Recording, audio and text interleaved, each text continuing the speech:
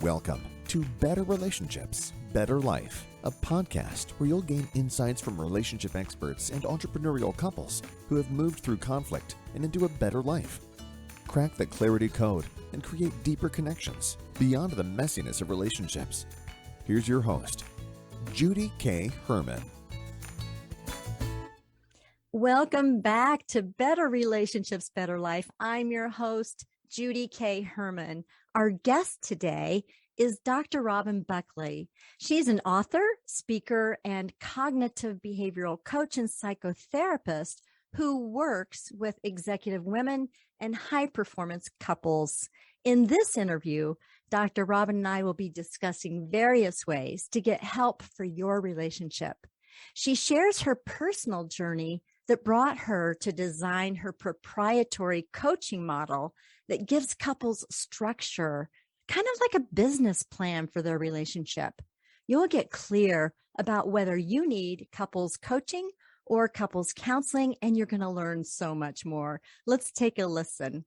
Welcome to Better Relationships, Better Life. My name is Judy Herman, and I am so thrilled to introduce you to a guest, Dr. Robin Buckley. She's going to help us to understand the difference between couples coaching and couples counseling.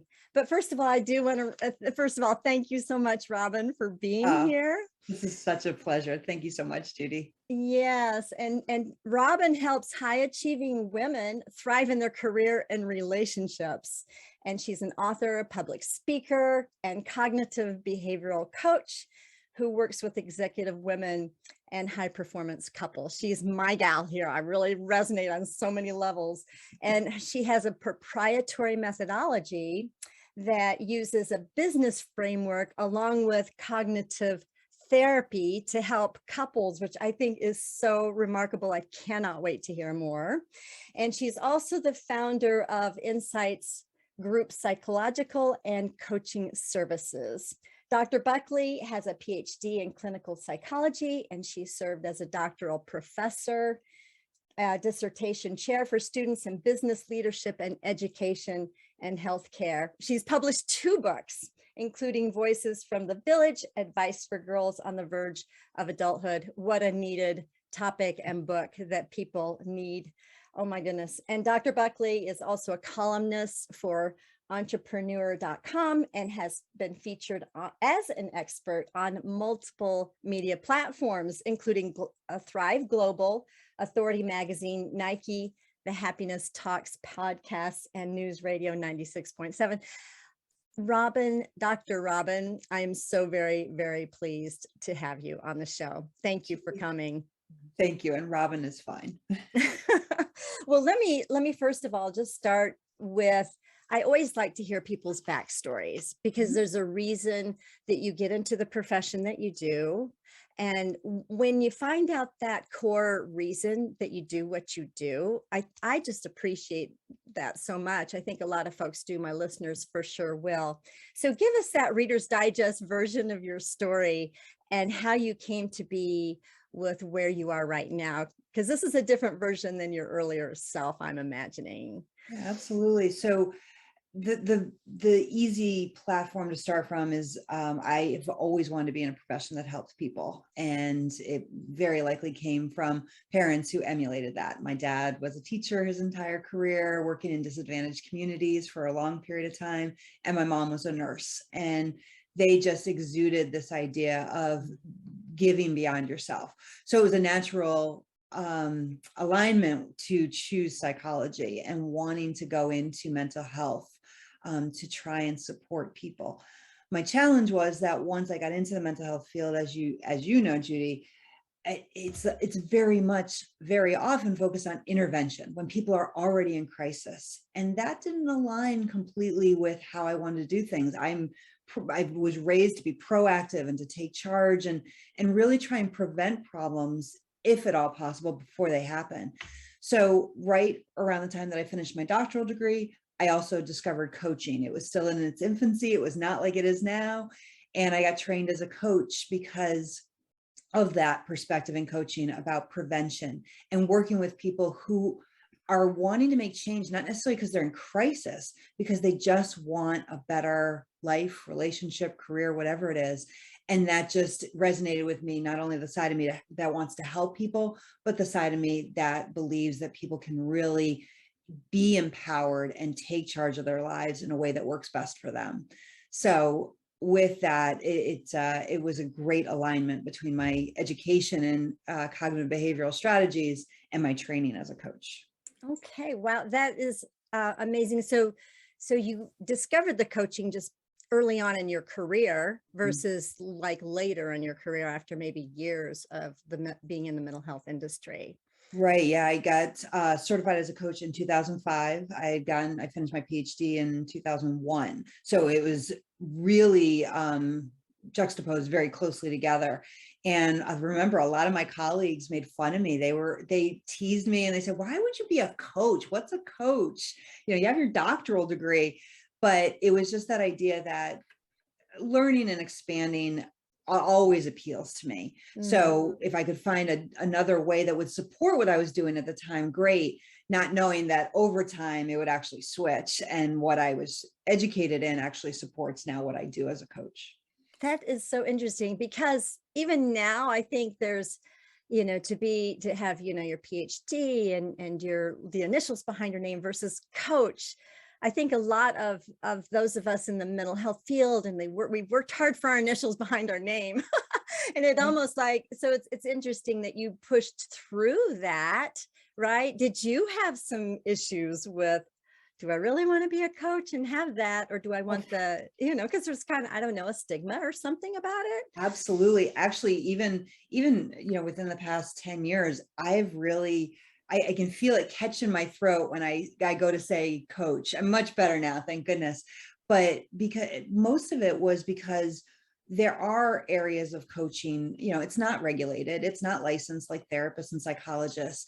So anyone can call themselves a coach with or without training. And that really makes me pause. And so for me, I was more of do I really want to align myself with a field that willy-nilly people can do? So instead of getting stuck on that, I decided to embrace the idea that, with my background, education and training, I can be a really effective coach. And as part of that, I love to educate people, not in a don't work with anyone else but me perspective, but more just know who you're working with, what their training is, what their background is, what makes them able to say that they can help you. Because one of the most important pieces, as you know, Judy, in coaching is it's not about, oh, I went through this, so now I'm going to teach everybody else how to do it based on my personal experience. Coaching is about, what is your experience and how can we use your experience to help you get where you want to be? And that's where I think a lot of untrained coaches make the mistake that I've been through this, so now I can teach everybody about it. And that's not the intention of coaching. That's right. And have the additional training really does matter, not just the experience, but having some structured training around it, which is what you do have. Absolutely. So tell us more also. I'm like so interested in your personal backstory, how you got to the point where you have a passion for helping not just high achieving women, but also couples as well. Absolutely. So girls and women have been on my mind probably around since college. I was raised by a very strong mom who was adamant from as long as I can remember, make sure you have a career to support yourself, that even if you plan on getting married, you never know what can happen. Like, she was very pragmatic and really encouraged my sister and I to really, again, kind of take charge of our lives. So I guess I was trained by my mom to always think about, okay, how do we help women? How do we support women? How do we get past these ridiculous stereotypes that are truly outdated? So I always gravitated to working with women. Not that I have male clients and I enjoy working with them, but there's something about helping other women get to where they want to get to, or younger women get to where they want to get to. So working with women has always been kind of a passion of mine. That book that you had mentioned certainly came from that same passion. Mm-hmm. Couples evolved from my work with women, because what I found with the women executives and business owners that I worked with is that regularly, almost every case, their relationships came up as hindrances, as support, as just another challenge in their life. So I just regularly heard about their relationships. And as I worked with them, the more I worked with them, the more I started thinking, to have a different approach to help couples, because obviously it's impacting these people individually. So why not get right to the kind of the root of the problem? So the more I started thinking about it, the more I started expanding, often starting with some of my individual clients once they were done doing their individual work with me, saying, if you ever want to explore your relationship through coaching, let me know. And so, and some of them know, I'd say, you're kind of my guinea pig. I'm practicing and trying this out. I was very authentic with them, but they knew the work I did with them as individuals. So they were confident that I could translate it to couples.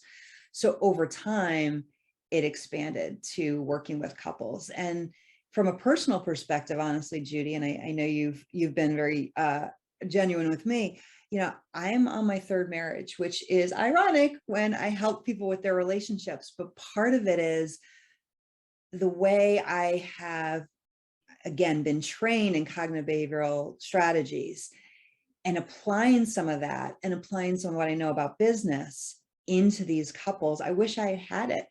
Now I do in my current relationship, but it would have been lovely to have it right from the beginning of my first commitment so that maybe I could have avoided it. I'm grateful I got to where I am, but actually that's a great segue into a question that I really was so curious about asking you, Dr. Robin. So if you were to imagine your younger self in whatever age, maybe late 20s, maybe early 30s. I don't even know how old you are now. And I don't need to know. I'm sorry, but it may not be your younger self. You may be there.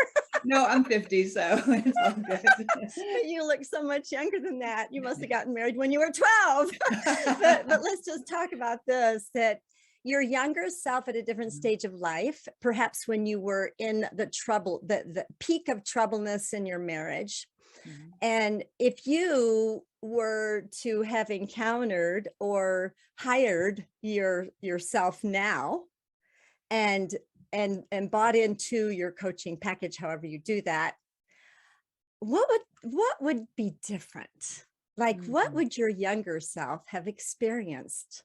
That's a great, knowing that your older self is now your coach. Yeah. So by working with me, my younger self would have had a plan, a strategic plan on either, if my younger self wasn't in a relationship, how to choose a partner or how to explore options of partners. If I was already in a relationship, it would be creating a platform for that relationship, a solid platform that wasn't based on love, that wasn't based on sexual attraction, that wasn't based on, the really wonderful, fun, positive moments, that was based on the long-term, I keep using the term, long-term plan for where I wanted the marriage or the commitment to go. And I certainly didn't do that as a younger woman. I went with what I felt, which is not wrong. It just might not get you the results that you're looking for because you're basing it on the subjective current experience, not the long-term objective goal of staying in a committed relationship. So if I had been able to work with someone who had a plan or a way of coaching like I do, it would be, well, let's think about this pragmatically, strategically, and objectively. And you can still have all the bells and whistles and the fun and sex and love and all the good stuff. It doesn't take it away. It just makes sure that the bells and whistles have a platform to continue to be positive. Ah, I love that. It's almost like what I'm hearing is that it is like it's a structure. It's perhaps the framework, right? Like if you're building a house or the foundation of that house.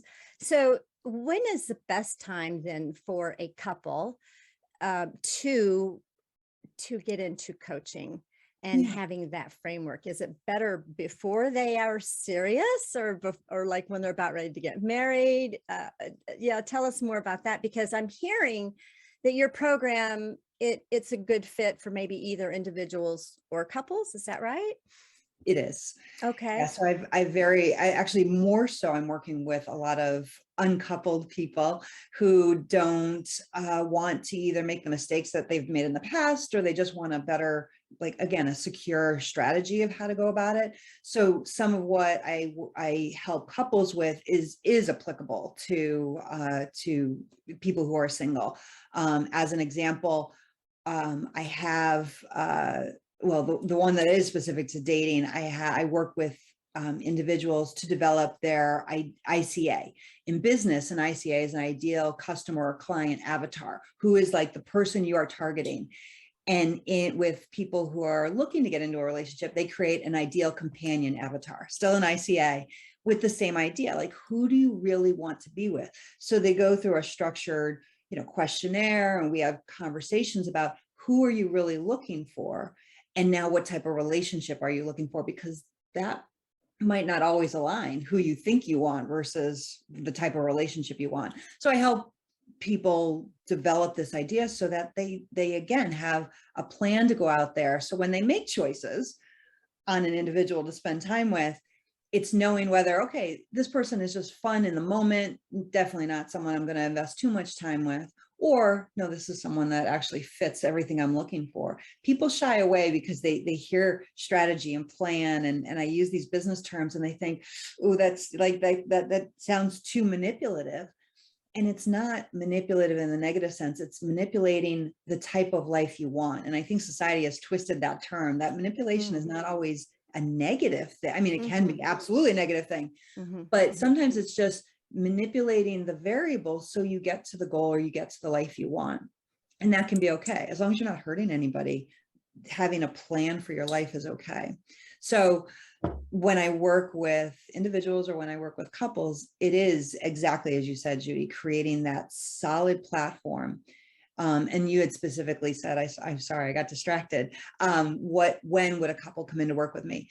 I have two groups, basically: couples who are at the brink of making a commitment, whatever that is, or couples who have been married a while and are in a rut. They're not in crisis. They haven't gone through some kind of trauma, because that definitely should be in therapy, but they just want to feel better in their relationship because they do want to be with their partner. They just aren't as satisfied and happy as they used to be. So those are the two categories that typically come through my door.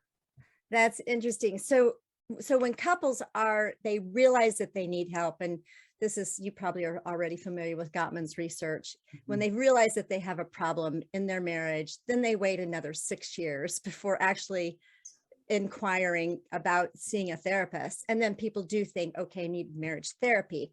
So they might go to Psychology Today and put in their zip code and try to figure out the right therapist. So how do you help folks to know, how would they know whether they need a therapist or whether they do need a coach? Great question. So there's certainly some very clear categories that absolutely should start in therapy. If there is any kind of current or recent addiction, if there's any kind of current or recent abuse, if there's been some kind of traumatic loss, like a close family member or a child who has died or has been critically ill, as well as any kind of current or recent affair. So I've worked with couples who have had infidelities in their past, but it was 10 years ago and they're past it. So that's not an issue, but it's the ones that are still raw. Those should absolutely go to therapy, because those issues need to be really addressed at a therapeutic level. And I am very clear that there is a delineation between therapy and coaching that should not be overlapped, in my opinion.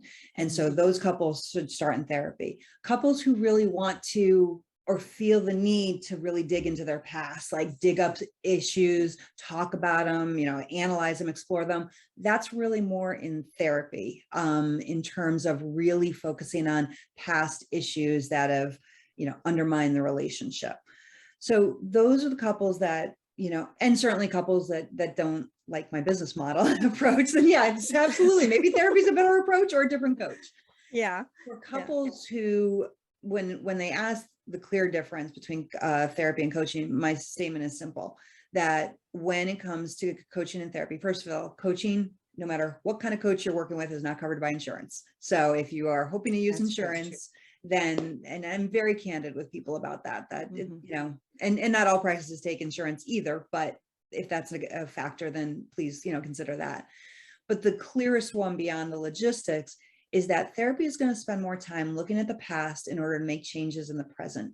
Again, from my perspective, coaching is going to look at your present. How do you want your present to be? And how are you going to use your present to get to the future? So it's a very, progressive, forward-looking approach to getting to the relationship that you want. And to be clear, I never help couples get back to the relationships they had, because that's what got them into coaching. It's getting them to the relationship. We don't want them to go backwards. And they're like, we want to get back to who we were. I'm like, do you really? Do you really? Because yeah. And how can you, even if it was wonderful, how can you really get back to that point if it was 10 years ago or 5 years ago or 25? Like that, you're different people. So now we're just creating a relationship based on who you are now. And then the relationship you want in the future. So it's really, some people will say it's semantics, but for me, it's trying to help couples and individuals understand really what is your focus and where do you want to go. And then certainly the last category is if there are clinical issues, if there's depression, anxiety, really getting in the way of daily functioning, then the couple should be, I think, in my opinion, with a therapist who can kind of manage some of that from a big picture perspective. Do you ever then take couples who perhaps have their own individual therapist each, like they're getting separate services, and then they're coming to you as a coach because they do want to move forward? Yes, it isn't uncommon for people to have a therapist and a coach, because again, ideally they should be doing different things, sometimes dovetailing, but separate in separate ways, and dealing with separate issues in the person's life. So it is really common when a couple comes in, and if there's been something that is still concerning, or if they're dealing with their own individual clinical issue, as long as they're working with a therapist, then I see couples coaching as really facilitating their work. And then the work they're doing in therapy facilitates the coaching. Yes, it does. It can be very complementary, can't it? With the right coordination of people that are supporting you. They're a team, right? They're a team, and it takes a village to raise a child. It takes a village for marriage to really thrive, doesn't it? And I do want to speak to a couple things. Number one, yes, there might have been like a betrayal from 10 years ago, but that could be cooking for the last 10 years, and they may still be raw over issues from the past as well. And so it's I love it. You're moving forward. There's some real clear, defined criteria, so to speak, about, okay, we're not really ready for coaching yet, but we need this first. I have discovered, even in my own practice, Dr. Robin, that we need to it's the focus on the negative. And I think this is where I'm kind of migrating. I don't know. I need to be a little more clear with that as I grow myself, but just seeing the mental health field as, of course, we have flaws in our systems, right? We have flaws everywhere, but the focus on the mental illness and then the diagnosis, and a person comes in, we're talking about their anxiety, we're talking about their depression, talking about the mood disorder. Does that really help us? Like where focus goes, I think Tony Robbins says this, and it probably comes from ancient wisdom somewhere, where focus goes, energy, or where focus goes, energy flows. So you can so easily get stuck in counseling, can't you? And you really need to take some responsibility. Why are we coming to counseling in the first place? It is to, yes, let's clear out the past, but let's live our bigger life here. And I have taken, with my own experiences, of course, having lived with my former husband of 10 years, my second husband with bipolar disorder, and having some severe mental health issues. But there were so many, he was an advocate for mental health. When he was well, he was such a wonderful and precious husband. But the illness and the focus on the illness, at this stage of my life, I'm looking back at this and I'm thinking, wait a minute. Yeah. There's something wrong with this picture. As we all do, we go through our traumas, right, Dr. Robin, and then we look at our past, and then we look at that differently with a different perspective. Yeah. So actually, that's what I wanted to ask you about, because how has your personal journey and also your training and your coaching and even meeting people, a lot of people, hearing a whole lot of stories and making a huge impact and your writing and your speaking, how has that changed you and your perspective about your life? How has it rewritten your story, so to speak? The first one, I love your questions, Judy. They're really making me think this early in the morning. So I think the first one that really clearly screamed at me when you were asking me that question is, it's amazing how what I have been helping people with for, my whole career in different ways, whether I was a professor, whether I was, doing therapy, whether I was whatever setting I was in, it stopped being just the strategies I knew, the things that I was educated in, and it really became who I am. And for our children, that's probably not a good thing. Like I really, instead of just telling people, when you prime your brain, that's what your brain's going to focus on, almost like the Tony Robbins quote. And but now after doing it for so long, it's just how I think. It's how I view the world. And it is so powerful. Actually, I'm really grateful for that, because when I go through really hard things, and I'll share something very personal. I just found out yesterday that my mom has metastatic breast cancer after 18 years of being cancer-free. 76 years old. She's going in for a double mastectomy next week. And in my past, in my younger life, my younger life that made not great relationship choices, I'd be in a tailspin. I would have let my emotions really take over, which would have made me less valuable to my mom, less helpful to my mom. But yesterday I sat down, I said, okay, where are we now? What do we know now? What are the facts? How can we replace some of the emotional thoughts that are coming up with fact-based evidence, all cognitive behavioral strategies? But I did it so fast so that within minutes I calmed down. I'm like, okay, this is what we're going to do. And everything fit. So when you ask, like, how has my work changed me? That I'm not just teaching and supporting people by using cognitive behavioral strategies and good coaching strategies. I do it now almost automatically, I think, sometimes in my life. And not that it makes my life perfect by any means, but it certainly helps me be more effective, which makes me more satisfied with my life. And that's truly what I want to get clients to, is there's that level of being confident that they can take care of things, even really hard things, on their own, and avoiding using services that might become a crutch, which sometimes happens with therapy. Yes. And I love it, because what you're modeling for clients is this life of growth and resilience. So in other words, if we're still thinking like we're 22 years old and we're like 50 or 60 or whatever, like there's something wrong with that picture. Like because this is the human journey, isn't it? I mean, here we are as therapists, which I absolutely love the profession. And I tell people that, it's a second career for me. My first career was raising 4 kids in a troubled marriage, and that lasted for 3 decades, but it wasn't all troubled. There was beauty about it. But yes, I have evolved. I have emerged, I've grown, which I think, I'm sure there's research out there, I haven't done it all. Maybe about, the stress, or when one partner grows and the other one wants to stay the same, and there's this wedge. And but anyway, going back to what I was saying is,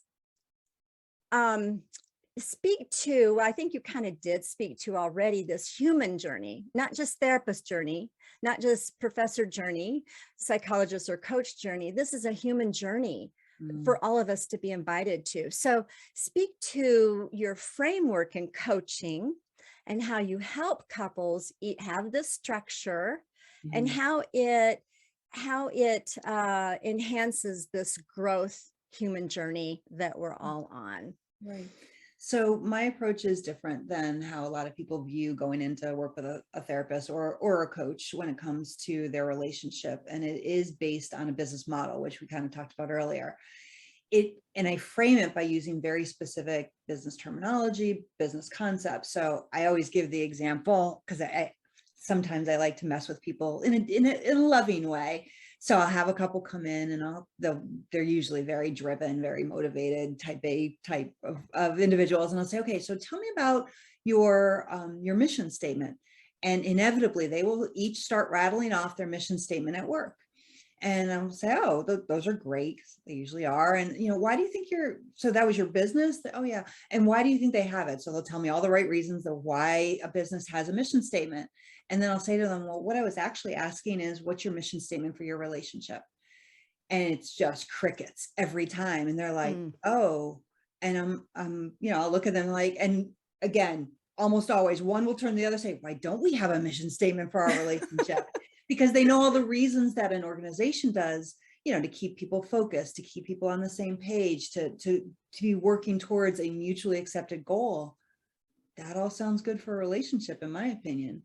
So we start there and then we expand using parts of actual business plans to create the plan for their relationship. So when my couples are done with the work that they do with me, they are walking out with a electronic copy of what looks like a business plan, but it's specific to their relationship.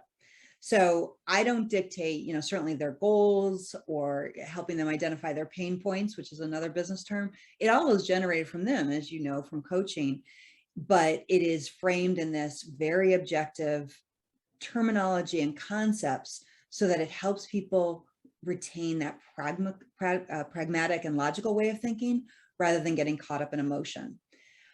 I think all the emotions that are associated with relationships are lovely and wonderful and necessary sometimes, but emotions cloud our thinking, and we can't always come up with the best approaches when we're emotional, whatever the emotion is, negative or positive. So I try very hard to help couples strip it down to the business of their relationship and then creating a plan that will work for them. Oh my goodness, that's brilliant. And I can see how that is so very tailor fit and for high achieving folks and those type A personalities. That's wonderful. I love it too. So getting the emotions, how I see emotions, and I encourage people to consider emotions as temporary messengers to your soul. Like, okay, depression comes, anxiety comes. Well, let's listen to them. Let's honor them, but let whatever their message is, whatever need, whatever it's zoning into a deeper place in your soul, tuning into that, letting them go. Thank you for showing up, right? Whether that's anger, irritability, whatever, there's a message there, isn't there? So I love it that you're able to help couples to really get down to a framework, so to speak, and a business model. Wow. Yeah, it's brilliant. It just thanks. I enjoyed doing it. It was fun to develop it over the past 10 years and watch how couples truly start to embrace it. And I one of those like aha moments that I always love is watching a couple when they start talking and then they start using the terminologies we've talked about. So, I'll see one member of a couple say, well, that wasn't exactly the goal associated with our pain point. Do we need to, look at another pain point? And I'm just laughing because usually it'd be like, you do this and I hate when you do this. And there's none of that because we've modeled in session how to phrase some of these concepts, and it helps them just retain that objectivity that they're so good at in their careers, their ability to really create plans and long-term goals and break things down and define roles. And yet we don't do that in our relationships, even though for many of these couples, they do it very effectively in one area of their life. So they just get to learn to translate it into their relationship. And it doesn't detract from the love and the lust and all the fun stuff. It actually enhances it.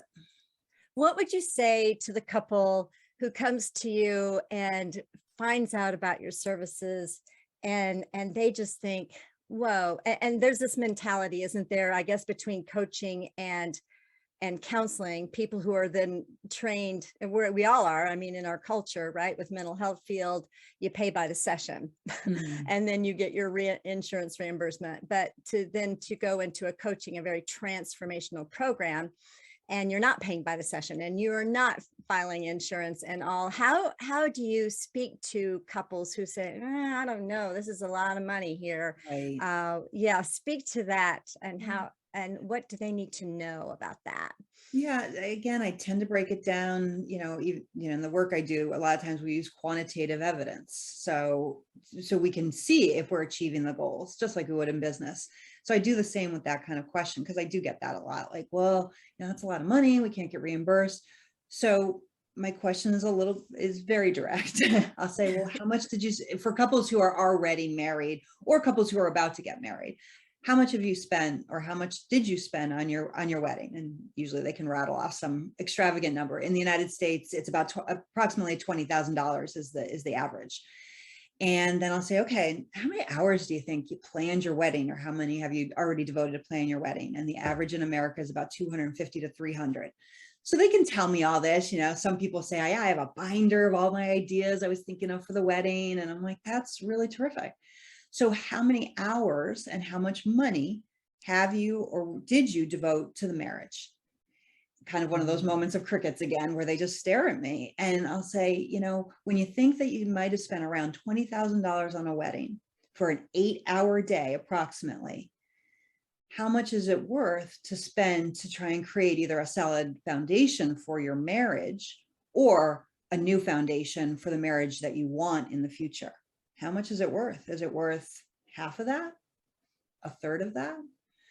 And that's where couples start to think, is it worth coming in? And with coaching, some of them come in once a week, some of them come in once a month. It depends where they are in the process and how fast they want to progress. Is it worth spending 12 hours over, once a week for 3 months to get the foundation you want to make your marriage, which is significantly more than 8 hours long, I hope. Yeah. Get it on the right track from the beginning, or reestablish the track you want to go on in the future. So very often when people, our brains function with black and white very well, or concrete. So when it's numbers and percentages and quotients, again, as you know, Judy, people start to be able to understand the value and then make a decision that's right for them.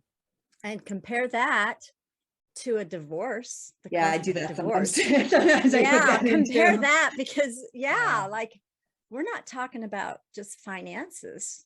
Yeah. I think, speak to that if you would. I mean, because they spend a lot of time on, and they're all excited about the wedding, but what about a divorce? What's the cost of that? And I have taught, especially couples that are coming in because they're going into their second or third commitment or marriage, and they're really scared. They don't want to go through that again, because you're right. It's not just the financial. I used to know the statistics for divorce. I try so hard not to focus on the negative stuff, but it's easily $12,000 to $20,000 for a divorce, and can take, the average is 18 months to finish a divorce. And that's, on the plus side. So when I talk to couples, it's not just about the time and the money of a divorce. It is what it does to you personally. And the thoughts that are created about yourself, about your ability to be in a relationship, the trust and the faith in a relationship. So it undermines, to me, the divorce process can the typical divorce process can really undermine the person at their core level, sometimes having them question their values and who they thought they were, and their judgment of people. So when I talk to couples, and especially those who have experienced that, or new couples who watched friends and family go through divorce, it's, do you want to avoid that? If you knew that by doing something you could avoid a physical injury, if as long as I don't jump off the roof of my house, I will avoid breaking my leg in that situation, wouldn't you avoid it? Well, it's not that different with coaching. If you want to avoid the pain of a divorce, wouldn't you do things that are preventative, that are going to ensure that, maybe not guarantee, but a stronger likelihood that you will have success in your relationship and avoid the pain at all levels of a divorce? We do it so much in all other areas of our life, but I don't see that with relationships as much. Yeah. And people do need to know. I know that with the work that I've done over the years and continue to do, I realized that I'm not just working with this couple and their problems, issues, getting them beyond it, but it's a legacy. It's like it's Mm. trickling down, the Yes. healing that they do, the skills that they learn, the dialogue methods, and I'm an Imago trained therapist and Gottman trained and so on. But the work that they do with each other really has the potential and so many times changes their branch of the family tree. And Yes. it really transforms their relationship with their children. And it sounds to me like the work you're doing, the structure, having a plan in place, that's got to affect the entire family that's living under that roof of that, Yeah. the Well, parents, if right? it's any evidence, it's not uncommon. Actually, it's happened 3 times in the past couple months where a couple that I worked with, now they have a child who is entering into a commitment, getting, moving in together, getting engaged, getting married. And as part of the wedding present for each of these 3 couples who don't even know each other, but for each of their 3 sort of adult kids, they're giving them sessions with me. So that to me says, well, that certainly worked for the couple enough that now they want that same kind of plan and strategy for, people that they love most in the world, their kids. So Well, let me ask you this too. I hope you don't mind me asking so many questions about your no, proprietary not at coaching. all. But with clients that I've seen over the years, there's a lot of messiness, even outside of that couple, like ex-spouses that are narcissistic or this or that. There's all of this stuff. Can you speak to how your program affects that?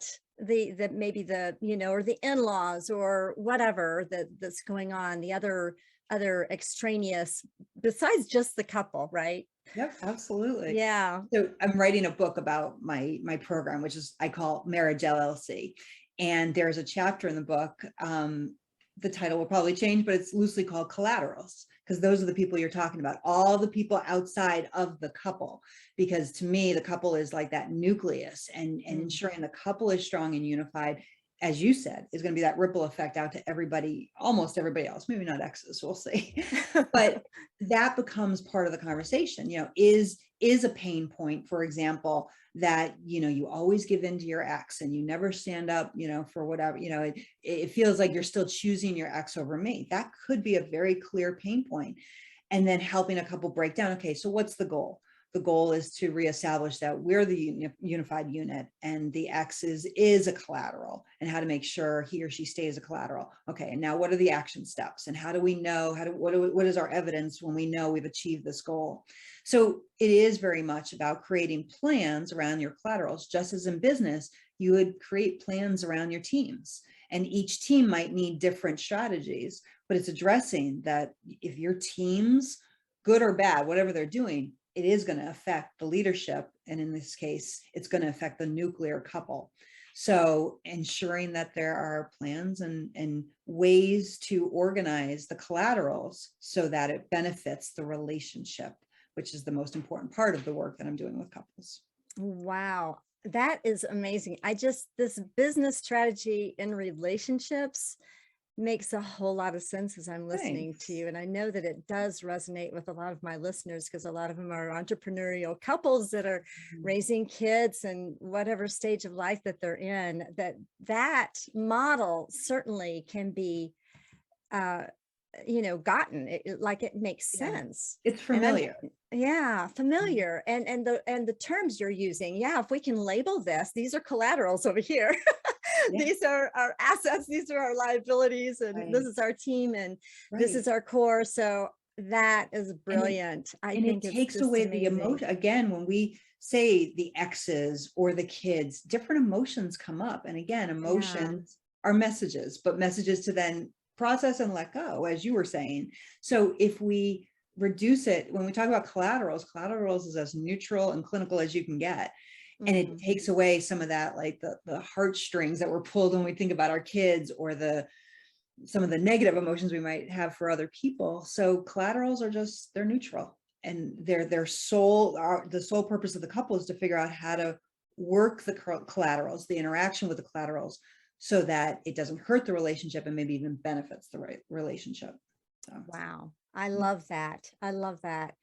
All right. So I know we're talking a lot. I wanted to try to keep it in the short, concise half hour, but we've gone past that. And thank you so much. And I really want to honor your time, Dr. Robin, because you've just given us so much wisdom and things to ponder and think about. And I'm very excited to have met with you today. That is just amazing. So a couple of questions that I do want to leave with is there one piece of advice that you can give to, and I'm going to have you speak to a woman, a high achieving woman, perhaps she's outgrown her marriage or feels that her husband is just like, and it's been years. Like, would there be one piece of advice that, and maybe she's done everything, gone to marriage conferences, retreats, counseling, and even coaching, and still nothing has happened. What would you say to that woman? First and foremost, take time to clearly articulate and write down what you want, not what you need, not what you should be doing, not what you should have done. It's what do you want in your life and in your relationship. And I say write it down, and the research on this, Judy, because then it becomes real and you can review it. And until your brain accepts it, it just becomes that reminder that it's you talking from the page. What do you want? Once you establish what you want, knowing it's not selfish, it is the strongest, most selfless thing you can do, because then your happiness and satisfaction comes through, which creates the ripple effect on everybody you know. Then you can make choices around the want. And if the want is that I want a relationship where I feel supported, or I don't want a relationship because I really want to be independent, it's okay to use that as your litmus for then the choices you make. That's beautiful. And you're honoring that life, that human being. And yeah, I think we as women, at least a lot of women that I've seen in my own experiences, we're born into this world, and many of us have been taught, well, you have to have a man in order to survive. And I realize your mom is like really nurtured you to do the opposite, right? Or to be, to have a career, which is wonderful. So, and then we put so much energy into our children, raising them. We're told we're selfish if we do take care of ourselves. I mean, there's so much culture with that. And what beautiful advice that you just now gave. Write it down. Write down. What do you want? Yeah. I love that. Thank you. And so one other thing, tell folks how to get in touch with you, first of all. Excellent. And I am so curious about what is next for you, Dr. Robin. What do you have in the works, and tell what your growth edge is, so to speak, right now. So easy ways to find me or look for me. Certainly my website's easy enough. It's my name with no spaces or period. So drrobinbuckley.com. I'm also on Instagram, LinkedIn, Twitter, and my practice is on Facebook. So easy enough to find on all the non-Facebook sites, just from, again, Dr. Robin Buckley. So I try to keep it simple. Instagram's a great place for people just to get motivation and little reminders. My clients love it because sometimes they just use it as support in between sessions. And upcoming, so the book is in the works. My ideal goal would be to have it somewhere out there in the world, maybe at the end of 2022. And then the book is helping me develop couples retreats, ways that couples can get away and work through a more structured program that is with clearly defined daily objectives, and at the end of 5 days have at least the skeleton of a business model for the relationship that can help. So that's that's a little bit more long term than the book, but book is first. What a beautiful contribution that you're making for couples and for individuals, for sure. Thank you so much, Dr. Robin. It's been a joy to talk with you. You have so much to offer, and what a valuable episode, for sure, to help us to understand that difference between coaching and counseling. And wow, you've given us so much more. Thank you. No, thank you, Judy. This has been a pleasure. All right. Bye-bye. What an enlightening conversation with Dr. Buckley. Having a mission statement, learning to partner with your spouse, and even using business terms to gain perspective. Oh my gosh, that was so insightful. She gave such distinction about coaching and counseling.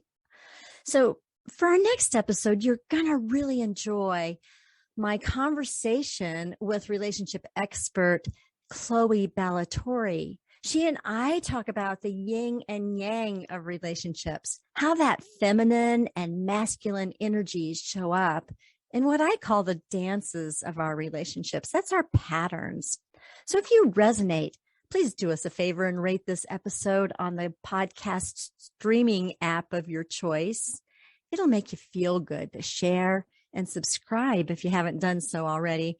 I really appreciate being with you today.